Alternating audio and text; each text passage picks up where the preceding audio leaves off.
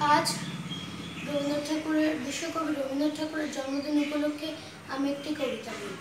সময় ব্যথা লিখেছেন রবীন্দ্রনাথ ঠাকুর। যদি খোকা না হয়ে আমি হতাম কুকুরছানা, তবে পাছে তোমার পাতে আমি মুখ দিতে যাবাতে। তুমি করতে আমায় মানা, সত্যি করে বল আমায় করিস নে বছর।